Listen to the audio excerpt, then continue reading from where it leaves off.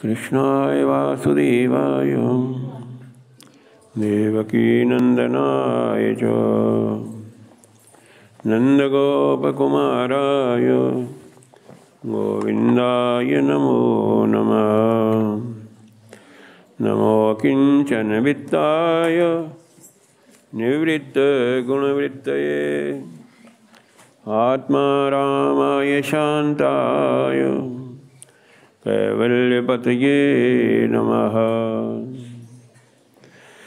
तत्रैव गंगा च यमुना त्रिवेणी गोदावरी सिंधु सरस्वती च सर्वाणि तीर्थानि वसन्ति तत्र यत्राच्युतद्वारकथा प्रसंगः।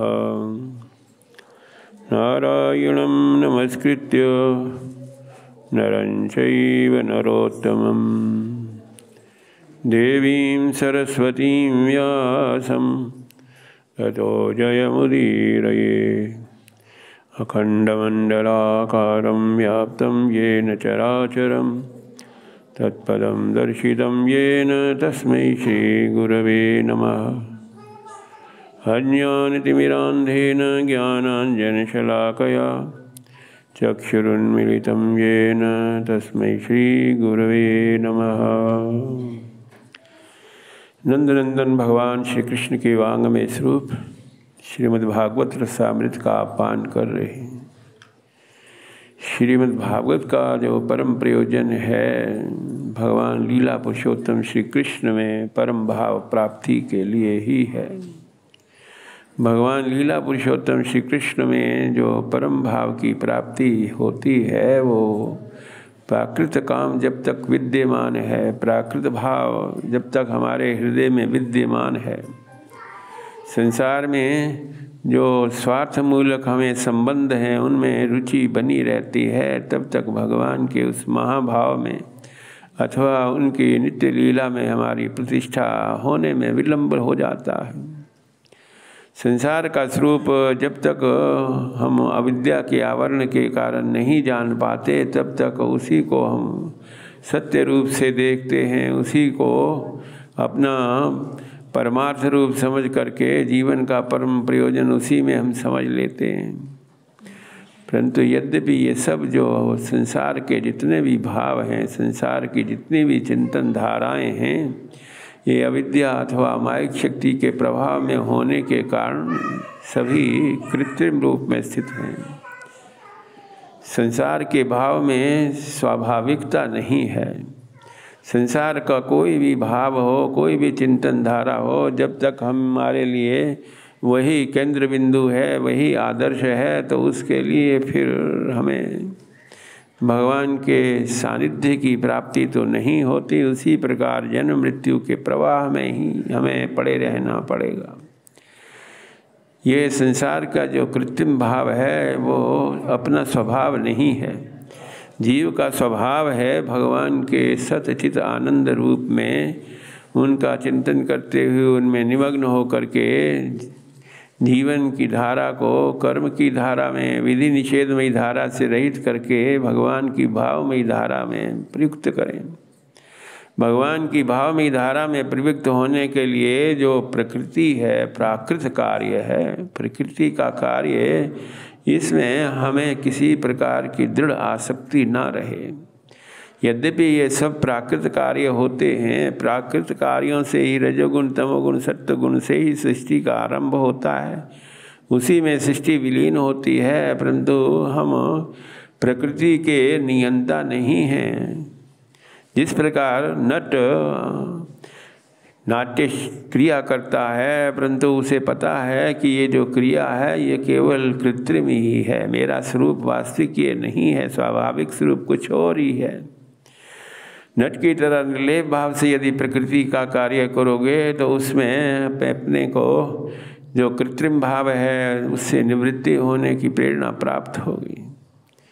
भगवान के कर्म जो दृष्टा रूप से होते हैं तो वो सार्थक हैं, वो स्वाभाविक हैं।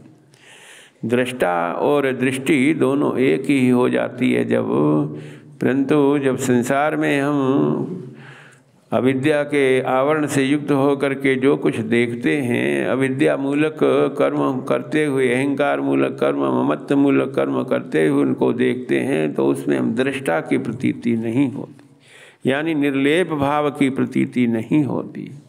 जब तक अस्वरूप शक्ति की कृपा से ये निर्लेप भाव की प्राप्ति नहीं होती, भगवान की लीला का रसास्वादन नहीं हो पाता। भगवान की लीला का रसास्वादन प्राप्त करने के लिए जो प्राकृत कार्य हैं, उन प्राकृत कार्यों में निर्लेप भाव से, निष्काम भाव से, स्वार्थ रहित भाव से प्रवृत्ति होगी, तभी भाव जगत में प्रवेश होगा। प्राकृत जगत में प्रवेश रहते हुए उससे जीवन की जो परम प्रयोजन है वो सिद्ध नहीं होता। देवहूति और कर्दम जी भी यद्यपि वो अपने कर्मों को भगवान के प्रीत्यर्थ करते रहे, उस कर्मों के लिए उन्होंने बहुत सा तप किया, योग साधना की, उसके अनुसार उन्हें नाना प्रकार के ऐश्वर्य मूलक पदार्थों की प्राप्ति हुई। उस ऐश्वर्य के आकर्षण में भगवान का अवतार भी उनके यहाँ होना ये भी शामिल था। परंतु जब विचार करके उन्होंने देखा कि ये सब जितने भी संसार में उत्कृष्ट पदार्थ हैं अथवा समृद्धि मूलक पदार्थ हैं, वो सब अनित्य हैं। भगवान की लीला में प्रवेश करने के लिए उनकी उपयोगिता नहीं है। इसी प्रकार संसार के कर्मों में जो चिंतन धारा है, उस चिंतन धारा में भगवान के चिंतन से रहित होने के कारण, भगवान को परम प्रेष्ठ परम श्रेष्ठ न मानने के कारण उसमें संसार का भाव ही विद्यमान रहता है। उसमें पुनरपि जननम पुनरपि मरणम, यही स्थिति रहती है। बार बार जन्म मृत्यु के प्रवाह में होना पड़ता है। इसलिए अपने कार्यों का निरीक्षण करते हुए हमें अपने कृत्रिम भाव में से युक्त हैं अथवा स्वाभाविक रूप से हमारी भगवान में प्रीति है, स्नेह है, यदि वैसी स्थिति नहीं होती तो महापुरुषों के संग से, भगवत भक्तों के संग से जिस प्रकार वो संसार के कर्मों से निर्लेप रहते हैं, प्रतिकूल से प्रतिकूल स्थिति में भी उनका धैर्य लुप्त नहीं होता, सब में जिनकी सहज करुणा का भाव रहता है, यदि ऐसी स्थिति होती है जहाँ राग द्वेष आदि द्वंद्वों की प्रतीति नहीं होती, ऐसे महापुरुष महाभक्तों के संग की प्राप्ति से भी उस भूमिका में आरूढ़ हो सकते हैं, स्थित हो सकते हैं। कर्दम जी के भगवत गति, भागवती गति प्राप्त करने के लिए उन्हें जब तक संसार का भाव था, संसार का भाव चाहे कितना भी उत्कृष्ट हो, परंतु वो संसार का भाव ही है, क्योंकि उसमें हमारा अंतःकरण, हमारी इंद्रियां, हमारा मनस्तत्व मलिन रहता है, विशुद्ध सत्य की प्राप्ति नहीं होती। इसीलिए उन्होंने अपने कपिल जी की शरण ले करके भक्ति योग की प्राप्ति की, जिसमें अंतःकरण की दूषित करने वाले वृत्तियों का सर्वथा अभाव हो जाता है, जिसमें ममत्व मूलक संसार के संबंध, अहंकार मूलक संबंध संसार के अपना महत्व नहीं रखते, उनका प्रभाव भी समाप्त हो जाता है। भगवत भक्ति युक्तेन प्राप्ता भागवती गति।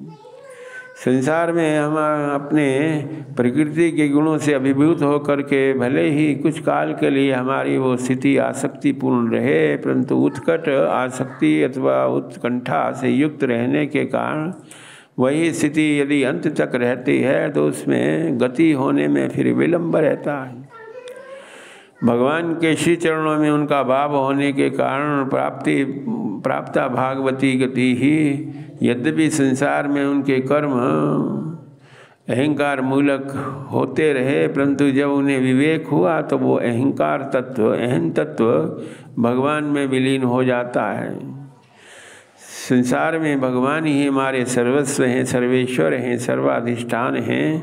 जितना भी संसार का स्वरूप है वो भगवान को समर्पित करो। अपना जहाँ तक अहंकार का विषय है वो भगवान के कारण ही है। भगवान की शक्ति और सामर्थ्य से ही हमें इस प्रकार संसार के भावों में प्रवृत्ति होती है, शक्ति का संचार होता है। देवहूति को भी ये लगा कि हमारे कर्दम जी तो भागवती गति को प्राप्त हुए, उनकी जो दृष्टि थी दृश्य पदार्थों में जो उनकी भावना थी, हमें किस प्रकार वो प्राप्त हो। कभी शक्ति तत्व के अधीन रह करके शक्तिमान कार्य करता है, कभी शक्तिमान शक्ति के अधीन रह करके कार्य करता है, एक दूसरे में अन्योन्याश्रय संबंध रहता है। परंतु ये संसार के जितने भी संबंध हैं स्वार्थमूलक होने के कारण इनकी अंत तक एक रसता नहीं रहती, एक रूपता नहीं रहती। अपने को एकाकी पा करके देवहूति ने उन्हीं भगवान कपिल देव जी की शरण ली। कपिल देव की शरण लेने के मन को उन्होंने सरल भाव से भगवान से निवेदन किया कि अभी तक तो हमारी वो स्थिति नहीं रही जिससे हम सततम कीर्तयन्तो माम, भगवान में हमारी सतत चिंतन धारा बनी रह सकती। संसार के प्रपंच में रहने के कारण अपनी 9 दिव्य शक्तियों को तत्त उनके लिए उपयुक्त जो ऋषि तत्वदर्शी जिनकी प्राप्ति हुई उनमें अनुरक्त रहने के कारण हमारा जो संसार का कार्य है उसमें ही हमारी आसक्ति होती है। जितना संसार का प्रपंच हमारा बढ़ता है उतना ही हमारी अंतःकरण की जो वृत्तियां हैं उनमें संलग्न रहने के कारण, उनमें आसक्ति रहने के कारण, उनमें प्रवृत्ति रहने के कारण भवबंधन से ही युक्त रहते हैं। अपने हृदय की गति को उन्होंने निवेदन किया। यद्यपि कपिल देव जी भगवान के विलास में स्वरूप से सभी के हृदय में अंतर्यामी रूप से स्थित रहने वाले, हृदय जो है भगवान का प्रदेश है, सर्वव्यापी होते हुए भी भगवान हमारे हृदय में विराजमान रहते हैं। इसलिए वो हमारे साक्षी हैं, हमारे कर्मों के वही साक्षी हैं। साक्षी चेता केवलो निर्गुणस्य, वही चेतन शक्ति से युक्त हैं, उन्हीं के कारण चेतन शक्ति का संपादन होता है। वही एकमात्र परम तत्व हैं जिनके आश्रय से हम अपने संसार के भाव को धीरे धीरे क्षीण कर सकते हैं। देवहूति ने भगवान से निवेदन किया कि अभी तो मैंने जीवन भर अविद्या के आवरण में रहते हुए ही क्रियाकलाप करती रही, जिसके कारण संसार का जितना प्रपंच है अहम भाव का उतना ही विस्तार होता है। नाना प्रकार के अनाग्रह दुराग्रह प्रभावित करते रहते हैं। इसलिए अपनी स्थिति वैसे ही हो जाती है। जीव शुद्ध है, भगवान का ही अंश होने के कारण वह भी संबित शक्ति, संदनी शक्ति, आराधनी शक्ति यानी सच्चिदानंदमयी शक्तियों से युक्त होते हुए भी जब इसमें इस प्रकार का आवरण, माया का आवरण की प्रधानता होती है, नाना प्रकार के अवग्रह दुराग्रहों से युक्त हो जाता है, तो उसमें उसका वो सच्चिदानंदमयी शक्तियों से युक्त होने वाला रूप विचलित हो जाता है, रहित हो जाता है। उससे उसका वो ध्यान नहीं करता। अपने संसार के विद्या के आवरण से युक्त प्रपंच में ही उनकी स्थिति रहती है।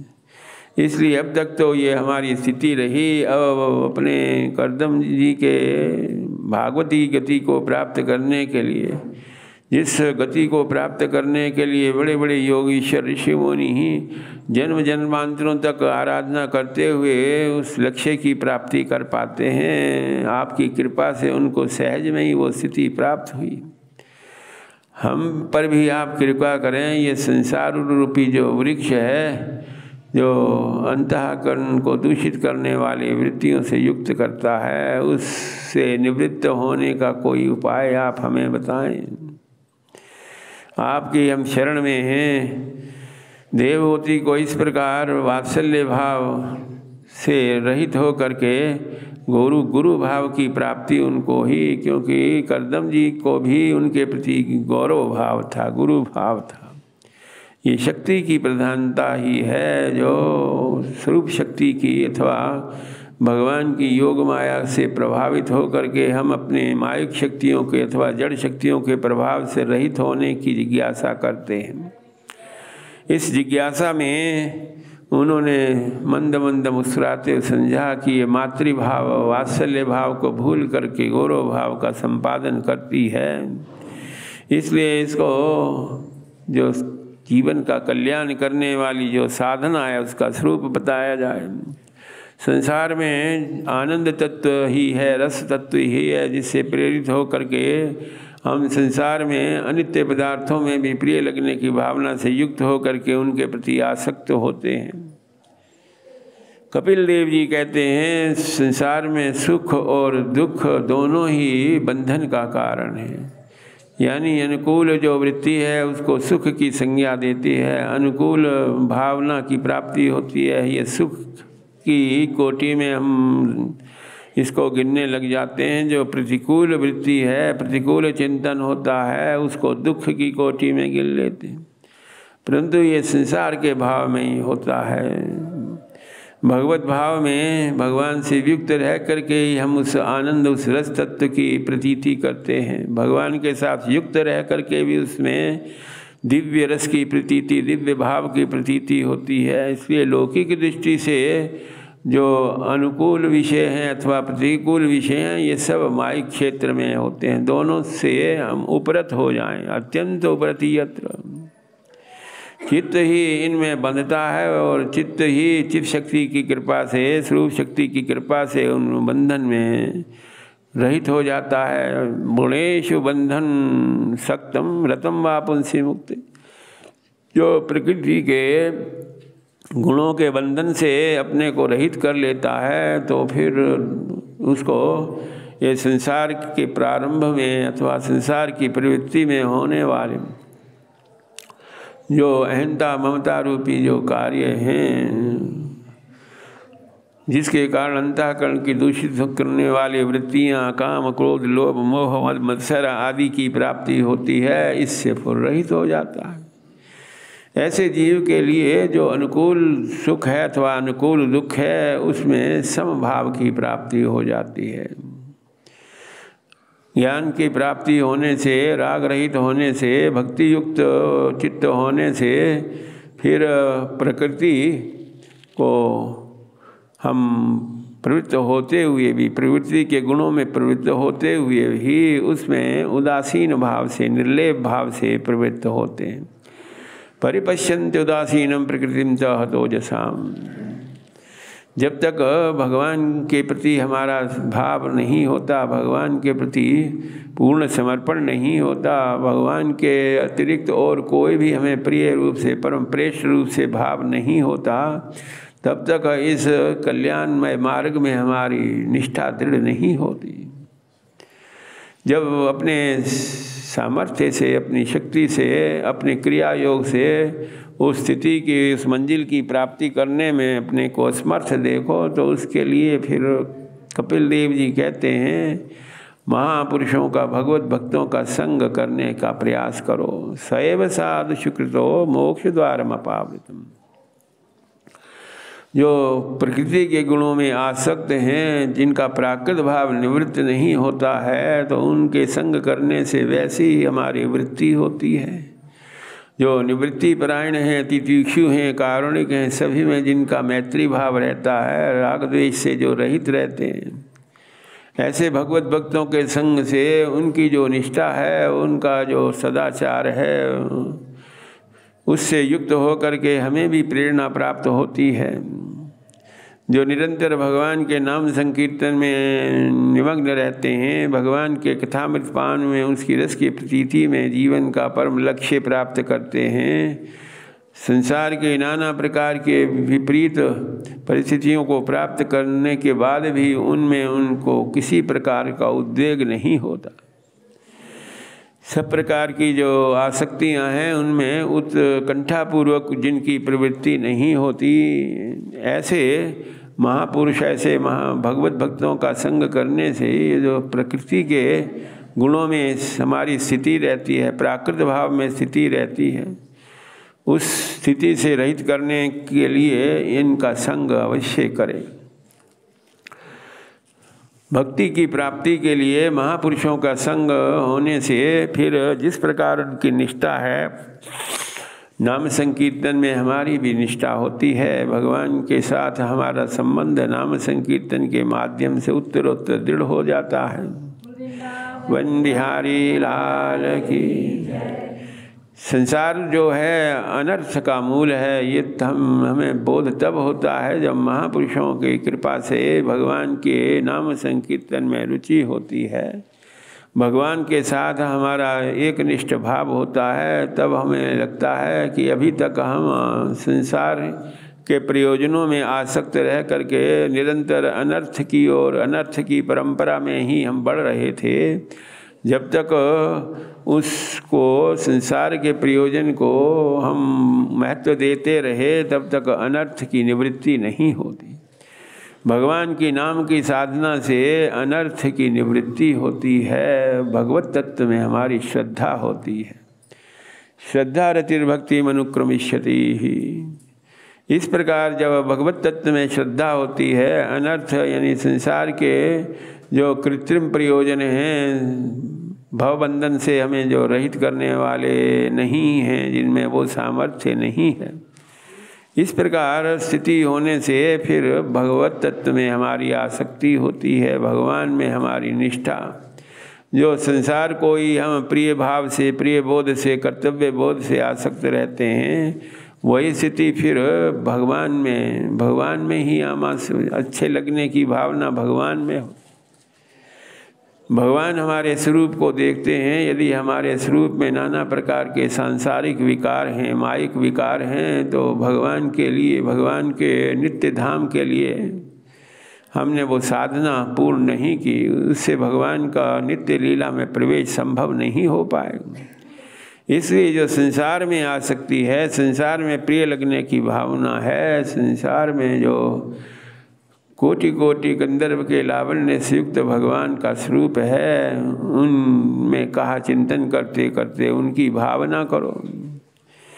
इससे भगवान में हमारा अनन्य प्रेम होगा, स्नेह होगा, भाव होगा। भाव ही महाभाव से युक्त हो करके स्वरूप शक्ति की कृपा से फिर भाव राज्य से हम सिद्ध देह, भावमय देह से भगवान के साथ एक आकार से युक्त होते। कपिल देव जी अपनी मातेश्वरी देवहूति को कहते हैं, ये प्रकृति के गुणों का निरंतर सेवा करने से, उनमें रत रहने से ये स्थिति प्राप्त नहीं होती।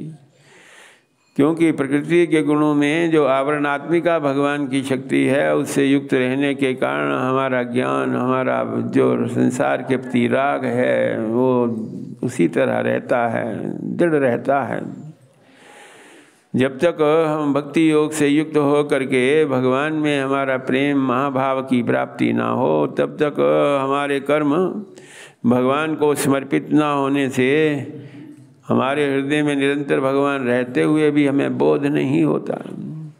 भाव के बंधन से ही हम भगवान को बांध सकते हैं। अपने चित्त की वृत्ति को भगवान के साथ ममत्व मूलक संबंध करने से, भगवान में एक निष्ठ स्प्रिया रखने से हम भगवान को अपने भाव के बंधन से बांध सकते हैं। देवहूति ने इस प्रकार जो भक्ति योग की श्रेष्ठता, पराकाष्ठा बताई, भाव की पराकाष्ठा बताई, उससे लगा कि जीवन भर जो संसार के प्रवृत्तियों में रहता है, संसार के कर्मों में लगा रहता है आसक्ति पूर्वक, किस प्रकार उसको आसानी से ये भक्ति योग, भाव की पराकाष्ठा प्राप्त हो सकती है। भगवान अपने देवहूति को इस प्रकार जिज्ञासा को सुन करके कहते हैं कि देखो मातेश्वरी, जो प्रकृति के गुण हैं वो संसार में द्वैत भाव, भेद बुद्धि का संचार करते हैं। जीव भाव को भगवान भाव से युक्त करने में बाधक स्वरूप होते हैं। इसलिए विशुद्ध सत्य से युक्त हो करके भगवान से हमारा जो अनन्य भाव है, वही स्वाभाविक स्थिति है जीवन में।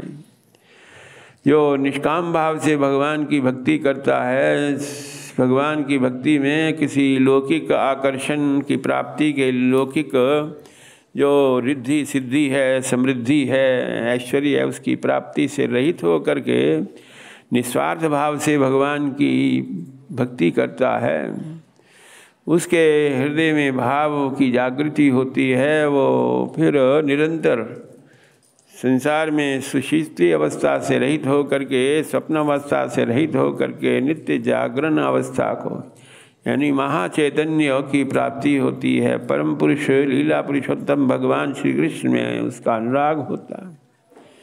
जितना भी हम संसार में ऐष्णा करते हैं, पुत्रेष्णा हो, वित्तेष्णा हो, लोकेष्णा हो, आखिर जब तक भगवान की कामना वासना नहीं होती, संसार के कामनाओं से रहित नहीं होते, एकनिष्ठ भगवान की स्पृहा नहीं होती, तब तक भगवान में, भगवान की भक्ति योग में हमारी निष्ठा अथवा स्थिति नहीं होती।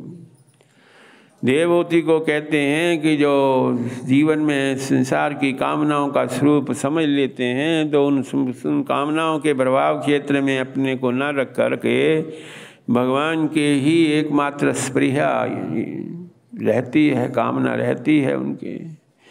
ऐसे जो भक्त हैं वो भगवान के नाम, भगवान के गुणों का संकीर्तन करते हुए भगवान को निरंतर सर्वत्र उनके दर्शन करते हैं। सर्वत्र जड़ चेतन पदार्थों में सर्वात्म भाव से सर्वव्यापी रूप से उनके दर्शन करते हैं।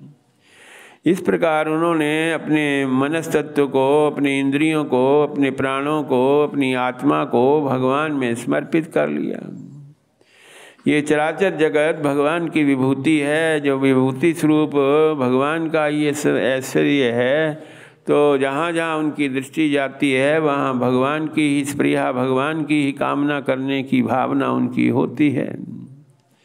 भगवान से भिन्न और कुछ नहीं है। इसलिए ऐसे भक्तों के लिए जहाँ जहाँ उनकी दृष्टि, जहाँ जहाँ उनका व्यवहार क्षेत्र होता है, वहाँ भगवान में ही प्रिय रूपता की भावना करते हैं। भगवान से ही उनका सखा भाव है, भगवान से ही उनका वात्सल्य भाव है, भगवान से ही उनका गुरु भाव है, भगवान से ही उनका सिद्ध भाव है। संसार में जो भाव है भगवान के प्रति, किसी भी प्रकार से भगवान से हमारा संबंध हो, तस्मात् केनाप्यायेन मनः कृष्णे निवेशयेत्।